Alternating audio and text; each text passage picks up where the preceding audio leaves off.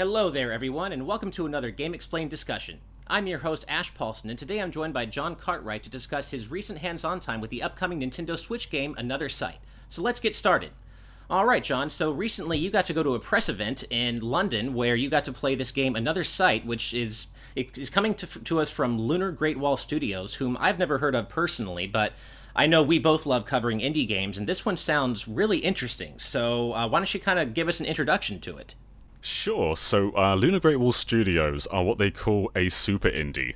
We haven't actually got a great list of what they've done in the past, but the person giving me the tour of the demo encouraged me that they are pretty high-end, so they're definitely deserving of that super indie title. And one of them is known for Prince of Persia, which is, of course, a legendary game. Oh yeah, the original. Exactly, yeah, the original Prince of Persia. And you definitely get a sense of that kind of gameplay in this game. It's the animations, I think, kind of do it. When you're platforming around, you have this sort of heavy, kind of realistic weight to it, and it definitely invokes, like, Another World or Prince of Persia or something like that. Okay. The best way to sell Another Sight is this is a game where you can play as a cat, and there is a dedicated meow button. So that's what you need to know, really. You just sold like 90% of the internet, basically, right there, alone. So good job on that.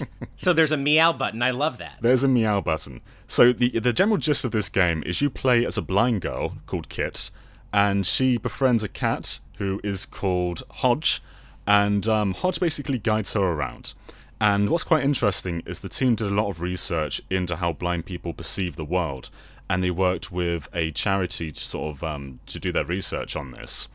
And basically, the sounds sort of enhance their senses, and so what this does is you get sort of this vibrant array of colours surrounding Kit whenever there are loud noises around her.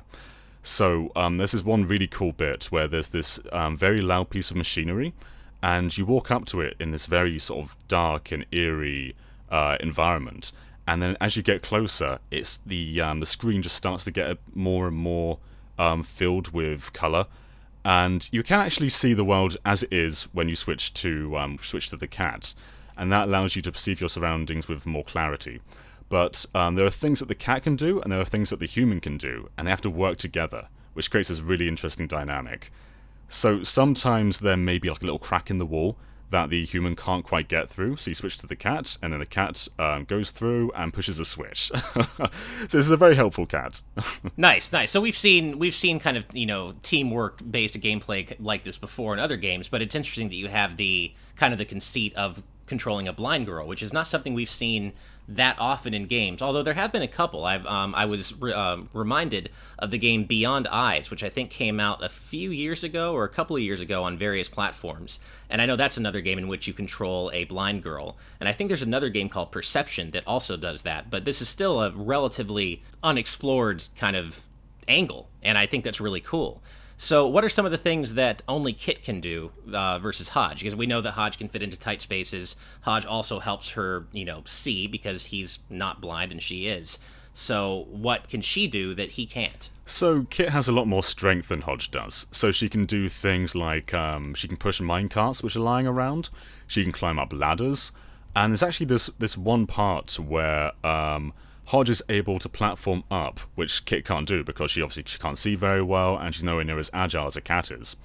So Hodge is able to platform to different areas, and you have to sort of work together in this one instance where Hodge goes all the way up to the top of a building, and then Kit needs to stand on this very specific platform, which Hodge is then able to bring up. So this is a very interesting dynamic where Kit isn't very agile and she can't do a whole lot outside of the stuff that requires more strength. So Hodge is definitely guiding her around rather than her necessarily helping him as often. Right. But I did only play the opening area, so it's definitely possible that she becomes more helpful to the cat as well. But yeah, it just has this very cool feel to it. Because I think you could make a game where you just play as Hodge, where you just play as a very agile cat. But I think Kit kind of grounds it, makes this very interesting balance between the two characters. And it makes you play the game a bit slower, which is definitely something that I think more puzzle games should strive to do. Like, you can try and speedrun through this game, but I don't think that's how it's meant to be played. And I think the two characters just sort of bring it down and ground things together. And actually going off that, there are elements where Kit needs to platform, but she can't quite do it because you can't quite see what's happening below your feet. So what you have to do is you take over as Hodge, and you make him meow, which kind of it makes the environment glow up a bit, because when she hears sounds, she can see more. So you have to sort of use his meows to guide her through an area, which is just something that's very clever. And actually, you mentioned a game Perception, which also does something kind of similar. That game has like this one button that you keep pressing, which kind of has this sonar effect. It's a good take on it, but I think this is a far more realistic one, and also I think it's more interesting because first there's a cat, and second it's just a bit more dynamic, I think. Whereas in Perception it got a bit dull to continuously press one button just to see what's going on. This makes more sense, and it's just a bit more immersive too. Well, it's funny because I keep going back to that meow button and the fact that I do like that the meow actually has, gameplay utility. At first I thought you were just talking about it's literally there just so you can meow, which would be enough in itself, but the fact that that's tied to a gameplay mechanic is really cool. And how much do we know exactly how these two met? Like, I watched the trailer before we did this discussion, and it kind of hints at, how this gets started and how Kit and Hodge meet, but from your playtime, what did you get in terms of what's going on with the story here? What's the main mystery driving things forward? So it actually started off quite mysterious for me as well. Basically, Kit's kind of walking through this environment, and she's lost her dad, and she's not quite sure what's going on. And as you keep going forward through this area, it becomes increasingly clear that she's sort of impaired. And then she collapses through the floor, and all of a sudden, she starts to lose her sight. And that's when Hodge just walks in, but Hodge seems a little bit... He has some kind of motive, I think. He definitely has something he's hiding. He looks very... he looks kind of evil when you first meet him. All right. Which is something that's not really explored in my demo time. So I think he has some kind of motive that isn't really being talked about yet. But yeah, during the gameplay, he's just a cat who seems happy, he meows, but during cutscenes, he's just a little bit eerie. So that might be something that would be fun to explore. Because actually, part of the gist of Another Sight is you actually meet historical figures throughout the game. Oh, okay. So I met Claude Monet, who is an artist. Right. And when you meet him, the environment kind of takes his form. So I went through this garden, which was just bright and beautiful, and it kind of invoked his artwork a little bit. And I was told you'll also meet other famous people like Thomas Edison. And yeah, that's going to be interesting to see. This is very sort of Alice in Wonderland kind of world. Right. Where you start off in this Victorian area, and then as you gradually meet more people, their influences start to mix in with the environments.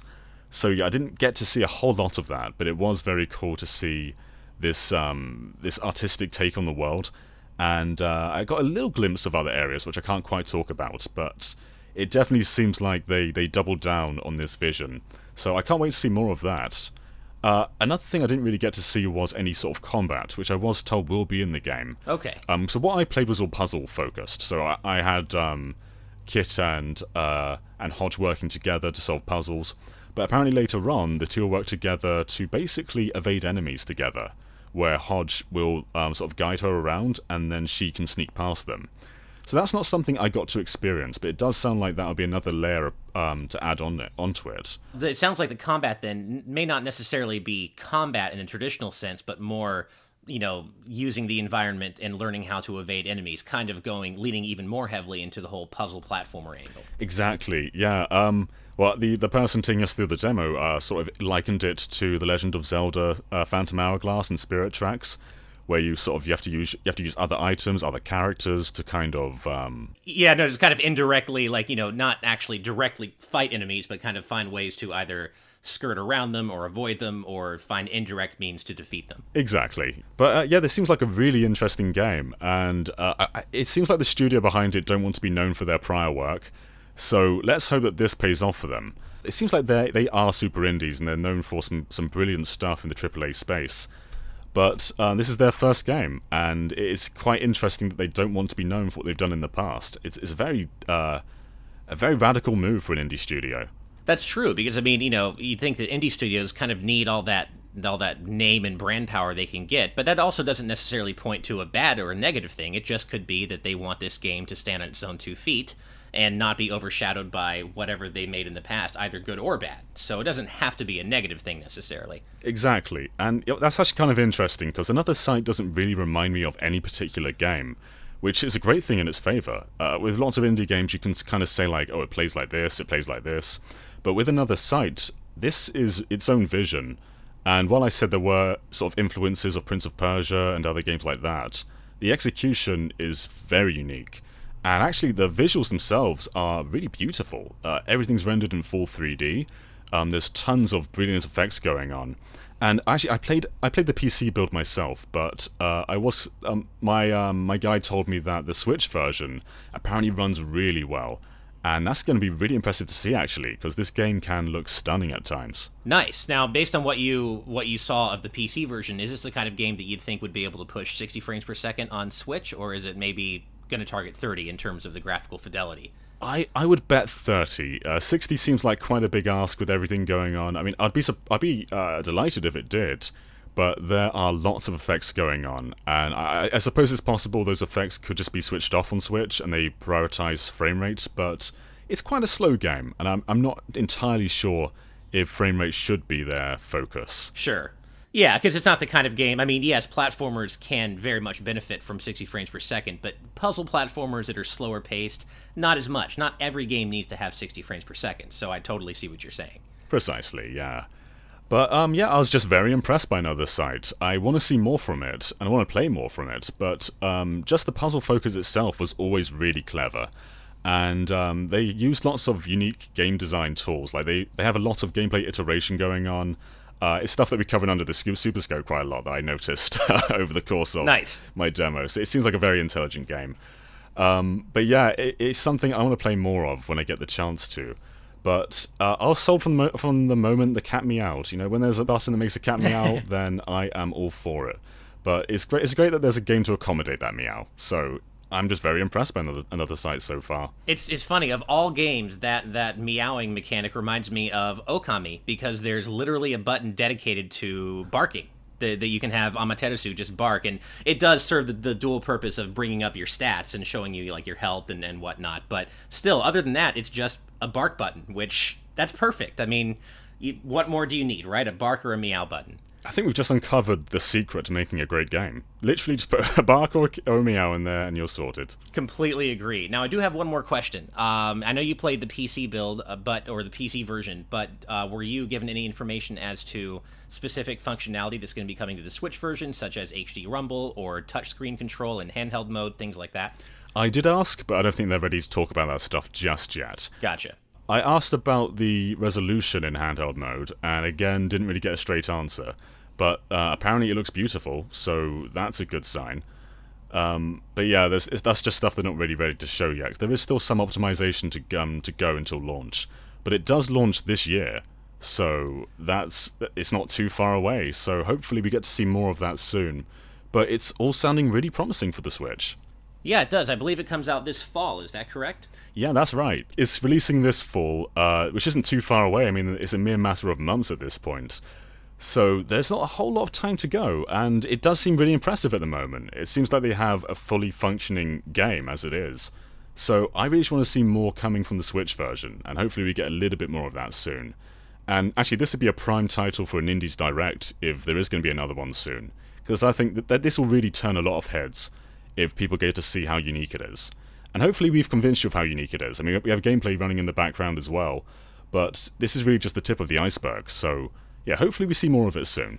Well, and that's just kind of why we like highlighting indie games in general, because really, very quickly and early into the Switch's life cycle, it's kind of can become the indie dream machine, and that you have this great handheld console that you can play an incredible smattering of indie games on. Like, the selection is just getting better and better, so it behooves us to highlight as many of those as we can. And yeah, this, as I said earlier, this one is set so far apart from anything else.